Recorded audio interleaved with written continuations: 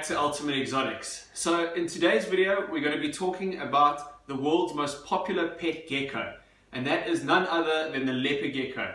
Now these leopard geckos, they've been bred in captivity for over 30 years now, and over that time we've learned a lot about them, and that's what we're going to be talking about today. So what we're going to do, we're going to start off learning all about this leopard gecko, and then we're going to have a look at their setups, and then later on at some of the beautiful colors and morphs in the leopard geckos that are available today. So let's start off with having a closer look at these beautiful leopard geckos. Alright guys, so here we have a beautiful female leopard gecko. Now she's a normal leopard gecko. Well, when I say normal, you probably wouldn't expect them to be this bright in the wild. So she is quite a bright and pretty normal. They'll be a lot darker, the wild type ones, but it's very close nonetheless. So you can see where, first of all, where they get their name leopard gecko, and that is from the spots all over their body, which they get their common name from. And another very interesting thing about leopard geckos is that they are part of a family of geckos that has movable eyelids. So basically they can blink and close their eye with the eyelid, and a lot of other gecko species cannot do that. Another cool feature about leopard geckos is that they are lacking toe pads, so they cannot climb vertical surfaces like we would see with a tropical house gecko. They've just got these beautiful soft little feet that have claws at the end, which will help them climb up rocks, but they spend most of their time on the ground as they are terrestrial. So just such a beautiful looking gecko, and you know, these features are one of the reasons why they have become so popular as a pet around the world. You will also notice these leopard geckos, they've got this beautiful soft velvety skin that has these little bumps all over it, which is quite unique. And leopard geckos do shed their skin, just like we see with other reptiles and other lizards and other geckos. Just one interesting thing about the leopard gecko is they actually eat the skin off their body when they are shedding. So they'll go a bit duller, like what we call in the blue, and then as they start to shed, they'll actually eat the skin off their body. Now there are two theories. One is that they eat the skin off their body in order to hide any trace for predators in the wild, so they don't want to leave the skin behind, so that a predator can pick up that skin and say, hey, there's a gecko in the area for me to eat. So that's one of the theories. And the other theory is that they say that they possibly can get some nutrients or retain some nutrients by eating their skin, possibly some proteins and other things. So that's the two theories why they eat their skin. Another feature that you can notice right away when you see a leopard gecko is this beautiful fat tail that it has. And that tail is fat because it actually is storing fats in its tail. And the theory is that in the good times of the year with lots of food around, they will eat and eat and eat, and their tail will get nice and fat. And in the times of the year in winter, when there's less food around, they're eating less, they can use the energy of the fats that are stored in their tail to get them through those harsher times. So a nice fat tail, not too fat, is a good indication of the health of your leopard gecko. And if you see a leopard gecko and it's got a very thin tail, you know that there's probably something going on there and something that is wrong. So just keep an eye out for that. Another thing that's also very important is that when handling leopard geckos, they can drop their tail like other geckos. So it will grow back, but it puts the animal under a lot of stress, and it's something that you want to avoid at all costs. When the tail grows back, it will not look the same. It will look a bit odd, like almost scarred. But it puts the animal under a lot of stress. But it is a defense mechanism that they do have. So when you pick a leopard gecko up, you never pick it up by the tail. That's a very important thing. So another important thing with leopard geckos is that when you're handling them, just make sure to handle them close to the surface. And the reason for that is if they get a fright or they get startled and they decide to do a short dash or a short burst out of your hands, they don't have a far way to fall, because they are quite a heavily body animal. These guys aren't designed to take a fall from far. So when handling them, always hold them close to a surface, so if they do jump off your hands, they don't have far to fall. They will just land on the surface right by your hands. So that's another important thing when it comes to handling them. Leopard geckos, they are a nocturnal species, and they're also a ground-dwelling species. Being nocturnal, it means that they don't need any special lighting, and because they're a ground-dwelling species, they do not need a vertical terrarium. They just need something that has more ground space for them to move around with, and we'll show you some examples of their setups a bit later. The leopard gecko, it naturally occurs in the northern highlands of Asia and are found throughout Afghanistan, and they come from fairly arid and dry regions, and which they've adapted to very well. But overall, you can just see how nice these animals are to handle. They do live for a very long time, so it's something to consider when you're thinking of getting a pet leopard gecko. They have been known to live for up to 20 years in captivity. So it is a commitment and responsibility that you need to consider when thinking of getting a leopard gecko. But as you can see, they're just such a beautiful gecko. The amazing colors that we deal with are also just so incredible. So we will show you some of the colors shortly. All the different morphs. The amount of morphs nowadays is just incredible. There are so many out there, and we'll have a look at a few shortly. Okay, so with leopard geckos, when it comes to eating, leopard geckos, they eat a variety of insects. They eat all your most commonly available insects that you can buy from a pet shop that specializes in reptiles, or you can order them online. But as a staple diet, we feed our leopard geckos mealworms, and then they can also be supplemented with crickets, which they really enjoy, roaches, and even superworms as well. And there's some other insects out there that you can feed them as well, but those are the most commonly available ones, and they do really well on that. Even a leopard gecko, it can thrive just on mealworms as well, but we like to just mix it up to add a little bit of variety in their diet. I think it can only be a good thing. An essential thing with leopard geckos, when you're growing them up from a baby or a juvenile, but throughout their whole life, a very important part of their diet is their calcium. Now at Ultimate Exotics, we have a calcium mix, which we've also added the right amount of vitamins and vitamin D3, which is an essential part of their diet. And we have a small bowl in the enclosure, which we'll show you a bit later, that always has a little bit of fresh calcium and vitamin mix in there. And they will actually physically eat this calcium, and it's extremely important for their growth and development and of their bone structure. If they do not get this calcium mix, they will have a calcium shortage, and they'll end up getting metabolic bone disease, which will result in basically deformed limbs, and it is just not a good thing and something that you need to avoid at all costs. So this is an essential thing. When you own a leopard gecko, you have to have a good calcium and vitamin mix, which you leave in the enclosure at all times. You can also dust their food with this vitamin and calcium mix as well, just to make sure that they're getting enough in their diet. Okay, so when it comes to the size of a leopard gecko, this right here is an adult female. She isn't a particularly large one. Just on average, they get to about between 20 and 25 centimeters. There are morphs out there nowadays, or they're not morphs, but it's more of a selectively bred line of giant leopard geckos, which they get much bigger, over 35 centimeters long, and those aren't so common. But on average, this is about the typical size of an adult female. The males are typically a little bit larger, and we'll have also look at the difference between males and females a little bit later. But they grow to a nice size. They're not too big, not too small.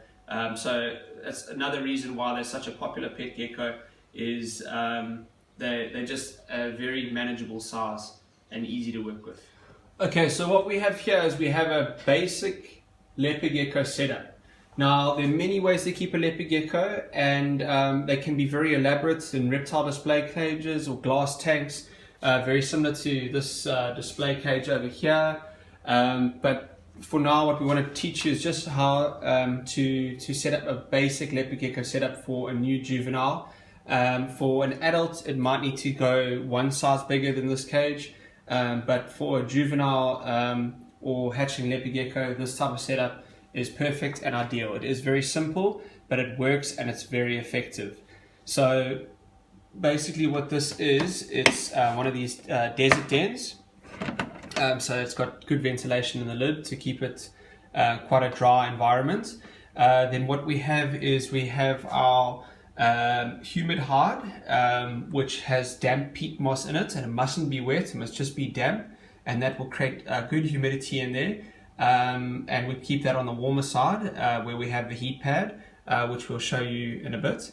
But there's the damp peat moss, and there you can see a beautiful juvenile leopard gecko in there. That's a sunglow, and that damp peat moss just allows that hide to get nice and humid, which will help with its shedding. And then what we have is we have a dry hide on the cooler side, which is basically just one of these plastic rock hides, which looks really nice and allows a gecko to also hide away in the day on the cooler side. So that is the whole point, is that it can hide and choose where its temperature, what temperature it would like to be at. On the hot spot, we try and do 32 degrees Celsius. The cooler side can be room temperature. And that's an ideal temperature gradient for them. We then have a calcium dish, which with the reptile calcium, which we were talking about, that has the vitamin D3, which is very important. Those extra vitamins and that vitamin D3 help for the absorption of the calcium, which allows good bone growth and allows them to grow without any issues whatsoever. And then just a nice simple plastic clean water bowl with fresh water in at all times. And then a very important thing is a substrate. The substrate might not look ideal, or this is just paper towel. It might not look the best, but it is ideal for leopard geckos because they can't consume it. Leopard geckos, if you use other types of substrates, they have been known to consume those substrates. So it's just a safer bet when we're keeping these leopard geckos to avoid using a loose substrate that they can consume. So that is just a very simple but very effective leopard gecko setup.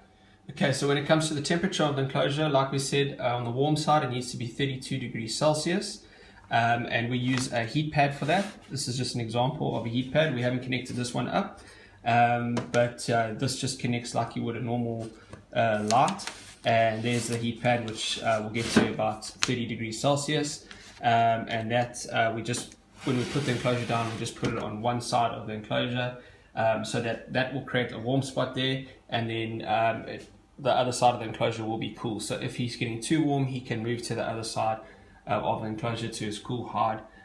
So he has a thermal gradient, and he can regulate himself and choose which temperature he's most comfortable at. So the heat pad is very important. Now, like I said, this type of enclosure, it is very simple. And there are many other ways that you can keep leopard geckos. This is just an example of a nice beginner setup, which isn't too elaborate and not so expensive either. But there are many other types. But most important thing is that temperature gradient, 30 degrees Celsius hotspot, good calcium food bowl, and then clean water bowl, and a humid hide and a dry hide. And if you stick to those basics, no matter what type of enclosure you have, your leopard gecko will be happy. Okay guys, so this is just one of our leopard gecko racks that we have in our gecko room, and I just wanted to show you a few of the babies from last year, just to show you the variety of different colors. This is a beautiful tangerine enigma, and it also has W and Y in it, and hypo. So it's a combination of different genes, but it just makes this beautiful animal. And look at that stripe down its back. Let's have a look what we have over here. Oh, another nice beautiful hard tangerine albino, and close to the sunglow. And then over here, oh, another one. Some just beautiful babies that we got out last year. There's a patternless, that's a recessive mutation. I think that's albino. There's one of the super snow combos. It's got a solid red eye. Let's have a look here. I'm just going through these quickly just to show you the beautiful variety of them. Just a beautiful gecko.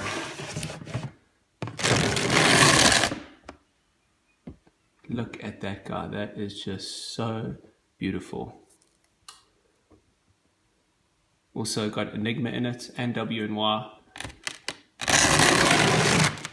And you know, it's just the possibilities are endless with the geckos and their different colors, and just so amazing. Another Enigma, just really Love these enigmas. Look at how beautiful he is. So these are all sub-adults. There's a nice sun glow. It's also an exciting time of the year for us as we're pairing all our females now, and we're just starting to get eggs. He has a beautiful sun glow girl, and let's have a look. She looks like she might have laid.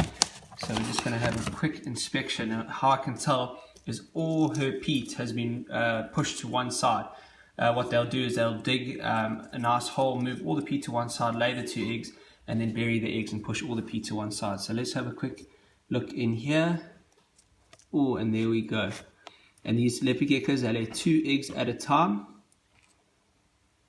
and they can have quite a few clutches in a year. I'd say on average between 5 and 6 a year. And every 2 weeks from now, she will lay another 2 eggs. And after about 5 clutches, we'll then stop pairing her and give her a rest until next season. But how cool is that? Those 2 eggs are now ready to go into the vermiculite. We're going to take them up, set them up in some damp vermiculite, and then put them in the incubator. And one of the most amazing things with leopard geckos is that their babies can be temperature sex determined. So if we want males, we incubate at a higher temperature of about 32 degrees Celsius, and then we get all males. If we want females, we go down to about 28 degrees Celsius.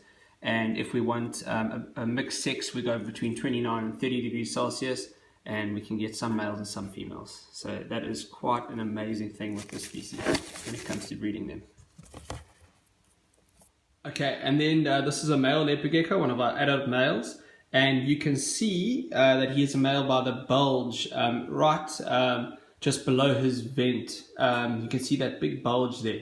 Now females do not have that. They are flat in that area, whereas males have that hemipenal bulge, and that's how we determine the sex, if they are male or female. They also have the base of their tail is thicker, and they also generally have a larger head than the females.